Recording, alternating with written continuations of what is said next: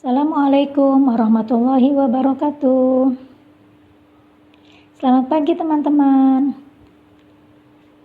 Ketemu lagi dengan Bunda. Hari ini kita akan belajar tentang tema 1 dengan judul Selamatkan Makhluk Hidup. Sebelum kita mulai ke pembelajaran, Bunda berharap teman-teman semua dalam keadaan sehat dan tetap semangat dalam belajar.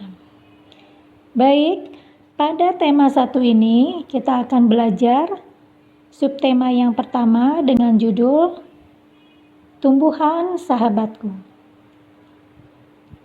Di subtema ini kita akan belajar tentang ide pokok.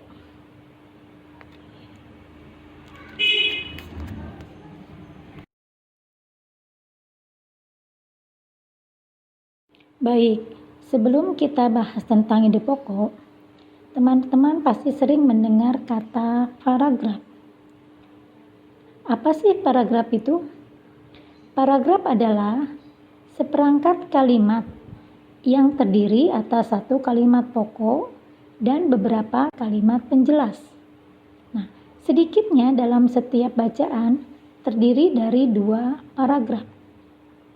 Kalimat pokok atau kalimat utama itu berisi tentang masalah atau kesimpulan dari sebuah paragraf. Nah, masalah ini kemudian dikembangkan atau dijelaskan. Nah, yang menjelaskan ini disebut dengan kalimat penjelas. Menjelaskan apa? Menjelaskan masalah yang terdapat pada kalimat utama tersebut. Bagaimana teman-teman? Sudah paham?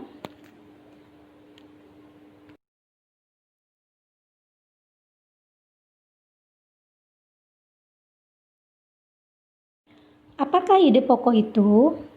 Ide pokok adalah pokok masalah yang terdapat dalam suatu bacaan. Sebuah paragraf selalu memiliki kalimat utama yang menjadi ide pokok. Bagaimana cara mudah dalam mencari ide pokok? Di sini Bunda sudah tuliskan ada 5 cara yang dapat teman-teman lakukan untuk mencari ide pokok dalam satu bacaan. Yang pertama harus teman-teman lakukan adalah teman-teman membaca seluruh paragraf dengan cermat, dengan teliti. Yang kedua, setelah dibaca keseluruhannya, teman-teman cermati. Dimulai dari paragraf pertama sampai paragraf terakhir. Yang ketiga, biasanya ide pokok itu terdapat di awal, di akhir, atau juga di awal dan di akhir. Nah, untuk mengetahui ide pokok yang terdapat di akhir kalimat, biasanya akan menggunakan kata hubung. Misalnya, selanjutnya atau jadi atau demikianlah. Umumnya, ide pokok yang terdapat di akhir bacaan menggunakan kata hubung tersebut. Kemudian yang keempat, setelah teman-teman tahu ide pokoknya, teman-teman beri tanda dari setiap ide pokok yang terdapat pada paragraf. Yang terakhir, setelah diberi tanda ide pokok pada tiap paragraf, teman-teman bisa memberi garis di bawah kalimat tersebut tentang info penting yang terdapat dalam ide pokok pada paragraf yang teman-teman ketahui. Itulah sedikitnya 5 langkah yang harus teman-teman ketahui dalam mencari ide pokok. Selanjutnya, silakan teman-teman buka bukunya, lihat halaman 4. Di sana terdapat teks bacaan dengan judul Manfaat Tanaman Jagung. Teks bacaan tersebut terdiri dari 3 paragraf. Nah, tugas teman-teman adalah menuliskan gagasan pokok dari masing-masing paragraf tersebut. Faham?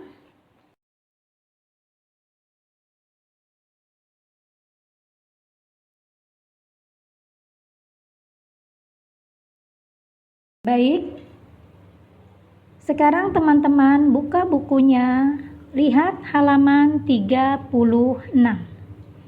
Di sana ada teks bacaan dengan judul Manfaat Tumbuhan bagi Kehidupan. Teks ini terdiri dari 4 paragraf. Tugas teman-teman yang kedua adalah setelah teman-teman membacanya, teman-teman kembali menuliskan gagasan pokoknya dari masing-masing paragraf tersebut.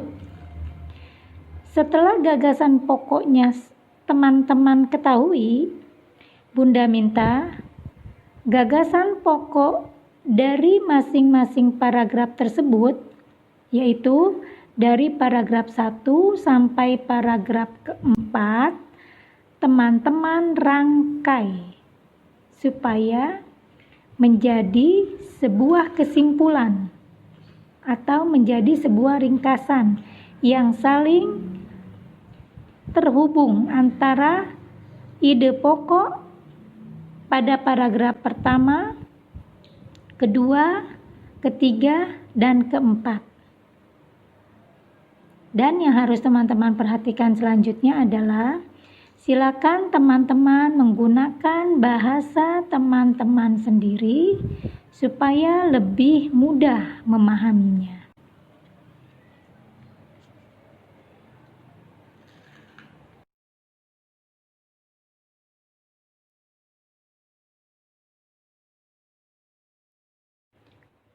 Selanjutnya, silakan buka bukunya halaman 47.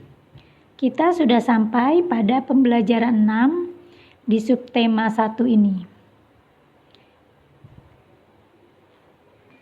Di sana ada sebuah teks bacaan dengan judul Kandungan serta Manfaat Buah dan Sayur.